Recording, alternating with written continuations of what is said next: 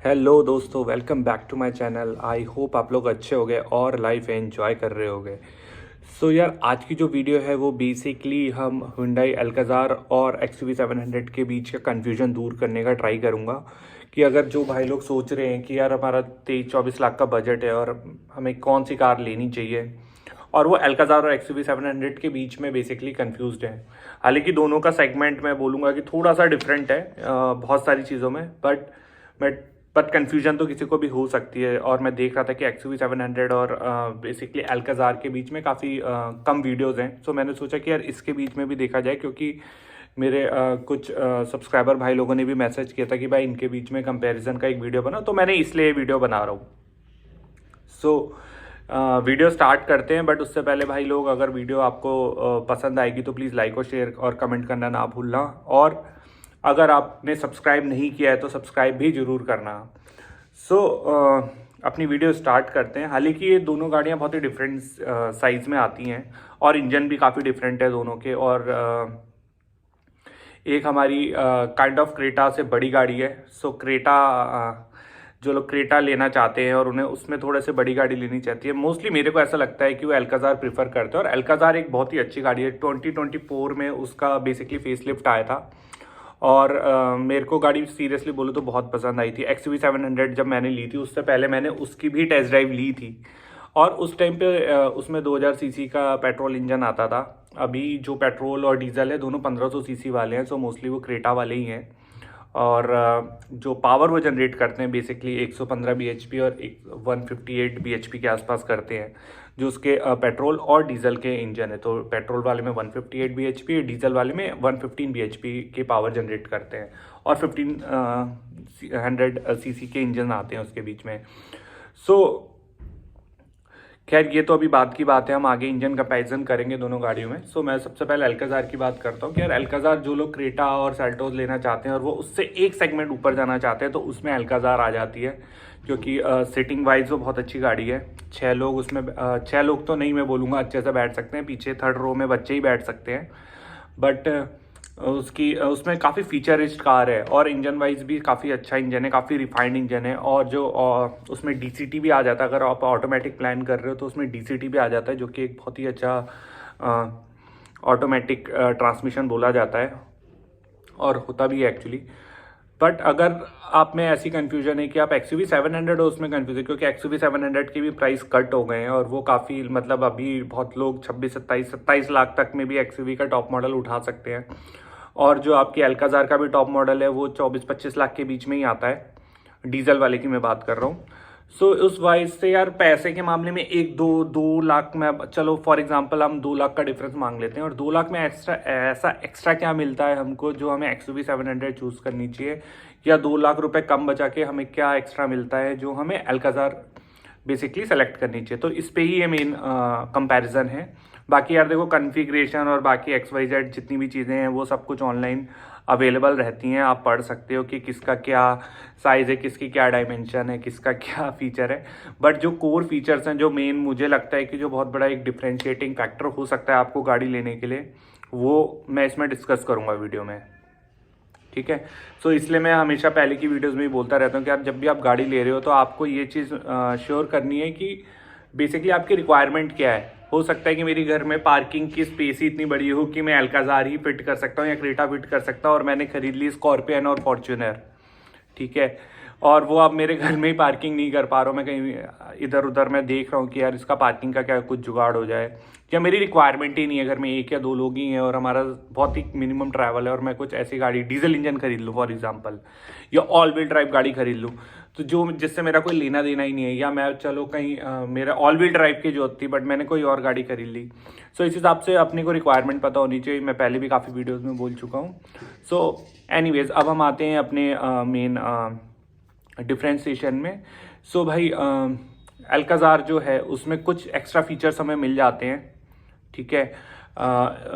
मुझे लगता है ये गाड़ी उसके लिए बहुत ज़्यादा अच्छी है जिसको बेसिकली शॉफर ड्रिवन कार है और उसे पीछे बैठ के बस आराम से सेकंड सीट पर रिलैक्स करना है, और सभी फीचर पीछे वाली सीट पे बेसिकली चाहिए।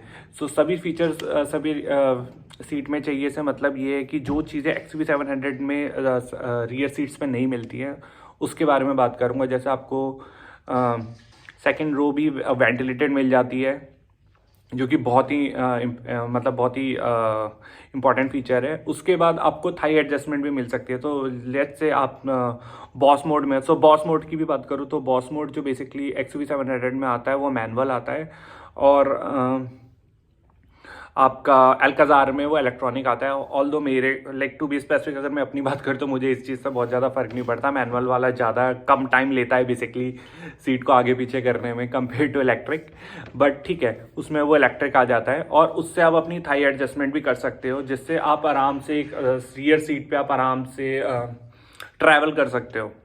ठीक है, तो वो आपका कंफर्ट बहुत ज़्यादा अच्छा बढ़ा देता है। तो रियर सीट के मामले में अल्काज़ार ज़्यादा कंफर्टेबल गाड़ी है। उसके साथ इसमें जो वायरलेस चार्जिंग आती है वो सेकंड रो में भी आती है। सो ये यार ये बहुत ही मुझे बहुत ही टू बी ऑनेस्ट बहुत ही अच्छा फीचर लगता है कि आपकी वायरलेस चार्जर आपके सेकंड रो में भी है। ऑल दो वायरलेस चार्जर ऐसा चार्जर नहीं होता है कि भाई आप तुरंत पूरा 100% चार्ज कर लो, बट यस आपको वायर कैरी करने की जरूरत नहीं है, फ़ोन आपका ऑफ नहीं होता है।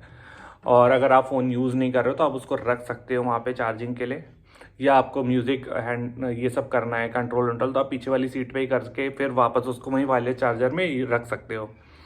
ठीक है, उसके बाद इसमें लैपटॉप की ट्रे भी आती है। तो अगर आप जैसे रियर सीट पर बैठ के लैपटॉप पे काम करके जाना चाहते हो, ट्रैवल कर रहे हो, या फॉर एग्जांपल आप जैसे अगर मैं बात करूँ एक सिटी से दूसरी सिटी में ट्रैवल कर रहे हो, आपका ड्राइवर या कोई फ्रेंड या कोई भी गाड़ी ड्राइव कर रहा है और आपको काम करना है, तो इसमें पीछे बेसिकली ट्रे आ जाती है जिसमें आप अपना लैपटॉप रख के काम कर सकते हो। तो ये भी काफ़ी अच्छी चीज़ है जो कि XUV700 में मिसिंग है। ये जो भी मोस्टली मैं चीज़ें बता रहा हूँ XUV700 में मिसिंग है।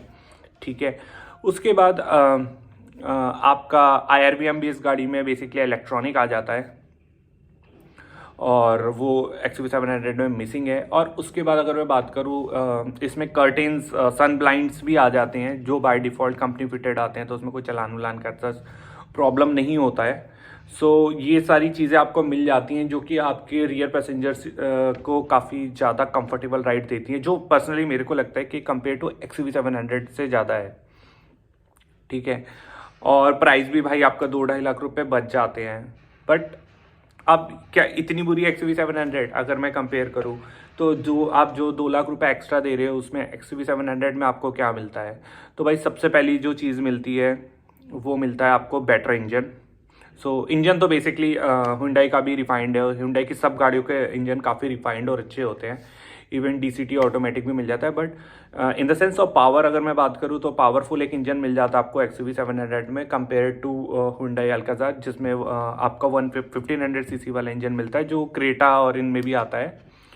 ठीक है, लाइक फॉर एग्जांपल अगर मैं पेट्रोल से कंपेयर करूँ तो पेट्रोल में 200 bhp का इंजन मिलता है आपको XUV700 में, जो अराउंड 350 Nm की टॉर्क जनरेट करता है। और अल्काज़ार में आपको 158 bhp का इंजन मिलता है जो कि 250 Nm की टॉर्क करता है। तो ठीक है, पेट्रोल में भी कम हो गया। और डीजल में तो यार 115 bhp और 184 bhp को मैं क्या ही कंपेयर कर सकता हूँ, XUV बहुत ज़्यादा आगे है। सो अगर आप एक ड्राइविंग एंथुसियास्ट हो, सो आपको XUV आप ज़्यादा प्रीफर करोगे अगर आप गाड़ी चलाना चाहते हो, क्योंकि XUV में भी आगे वाली सीट्स पे वेंटिलेटेड सीट्स मिलती हैं, सो वो आपको ज़्यादा बेटर लगेगी। उसके बाद अगर मैं कंपेयर करूँ, सबसे पहले तो इंजन हो गया, उसके बाद माइलेज दोनों गाड़ियों का लगभग अच्छा ही है। सो XUV700 का वेट भी ज़्यादा है और बेसिकली वेट भी ज़्यादा है और इंजन भी ज़्यादा। उसके बाद भी XUV का माइलेज जो है वो 13, 14, 15 के आसपास आता है। ये मैं हाईवेज पे करूँ, मतलब 16-17 भी टच हो जाता है यार, देखो वो ड्राइविंग उस पर है, बट नॉर्मली 15-16 आता है, 16 कंपनी क्लेम करती है। और अल्काज़ार का डीजल का भी इतना ही है। और जो पेट्रोल में जो मेन डिफरेंस आ जाता है वो दोनों के उसमें अल्काज़ार थोड़ी सी बेटर है, बट ऑब्वियसली हमारी जो XUV700 है उसका इंजन बहुत बड़ा है, तो इस हिसाब से माइलेज में आपकी अल्काज़ार आगे बढ़ जाती है। उसके बाद चलते हैं डायमेंशंस की बात करते हैं। तो डायमेंशंस में लेंथ, विड्थ और हाइट में तीनों में XUV700 ज़्यादा है। और उससे फ़ायदा क्या हो जाता है कि जो आपकी गाड़ी है वो अंदर से काफ़ी स्पेशियस लगती है। ठीक है, मतलब अगर आप 3 लोग भी बैठे हो पीछे तो इतना ज़्यादा आपको नहीं लगता है कि आपको एडजस्ट करना पड़ रहा है, जो कि कंपेयर टू आपको अल्काज़ार पे लगेगा। ठीक है, उसके बाद अगर मैं बात करूँ और क्या मिलता है, तो सबसे इंपॉर्टेंट चीज़ भाई 5 स्टार सेफ्टी रेटिंग, जो कि आपकी XUV 700 में है। और आपके अल्काज़ार की अभी तक कोई रेटिंग मुझे नहीं मिली थी, जो मैं रिसर्च कर रहा था डॉक्यूमेंट, कि अभी तक इसकी कोई एज सच कोई रेटिंग नहीं है कि 5 स्टार रेटेड कार है या नहीं है। ठीक है, तो वो चीज़ मिसिंग है अभी। तो सेफ्टी पे एनी डे XUV 700 को ज़्यादा पॉइंट मिलते हैं।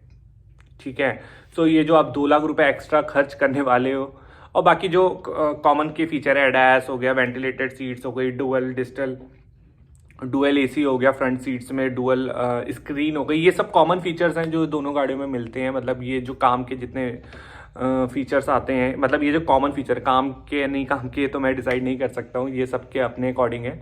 बट यस, जो ये आजकल की डेट में बेसिक फीचर्स आते हैं, जैसे सनरूफ हो गया, एडैस लेवल 2 हो गया, आपका electronic parking brake, auto hold, dual display, dual climate control, front wireless charger, ये सब कॉमन फीचर्स, और 360 डिग्री कैमरा। यस, सो ये सारे कॉमन फीचर्स तो दोनों गाड़ियों में आते ही हैं। सो जो आप 2 लाख रुपए एक्स्ट्रा खर्च कर रहे हो इस गाड़ी के लिए, उसमें आपको मिलती है सबसे इंपॉर्टेंट सेफ्टी, एक बड़ी गाड़ी, और यस बूट। सो तीनों रो अगर अप रहती हैं तो उसके बाद भी आपको अल्काज़ार में 180 लीटर्स का बूट स्पेस मिलता है, और कंपेयर टू XUV जिसमें 240 के अराउंड आपको बूट स्पेस मिल जाता है। सो आप 1.5 से 2 लाख रुपए एक्स्ट्रा खर्च करोगे, या आप XUV के एक नीचे मॉडल में आते हो, अगर आप अल्काज़ार का टॉप मॉडल ले रहे हो, तो उसमें आपको सबसे पहले मिलेगी सेफ्टी, एक बड़ा स्पेस, और सेफ्टी तो मैंने बता ही दिया, सबसे इंपॉर्टेंट चीज़ हो गई, बड़ा स्पेस, एक पावरफुल इंजन, और एक ड्राइविंग का फन। और रोड प्रेजेंस की भी अगर मैं बात करूँ तो कंपैरेटिवली, वैसे तो मैं हमेशा अपनी वीडियोस में बोलता रहता है XUV 700 में वो रोड प्रेजेंस नहीं है जो टाटा सफारी या स्कॉर्पियो एन में मिलती है, but yes compare to Alcazar उसमें एक बेटर रोड प्रेजेंस भी आपको मिलती है, जिसके लिए आप थोड़ा एक्स्ट्रा पैसा या कोई एक मॉडल डाउन आ सकते हो, जैसे EX7 या उसमें, तो उनकी प्राइस लगभग अल्काज़ार के आसपास ही हो जाएगी। बाकी यस, हुंडई की जो सर्विस है वो थोड़ी सी, मतलब थोड़ी नहीं बहुत बेटर है कंपेयर टू महिंद्रा। उनका जो प्रोफेशनलिज्म है, तो आफ्टर सेल सपोर्ट वाला एक फैक्टर तो रहेगा ही। सो आप बताओ यार नीचे कमेंट करके कि आपको क्या लगता है कि और कौन सा पॉइंट जो इस गाड़ी में डिफ्रेंशिएट कर सकते हैं।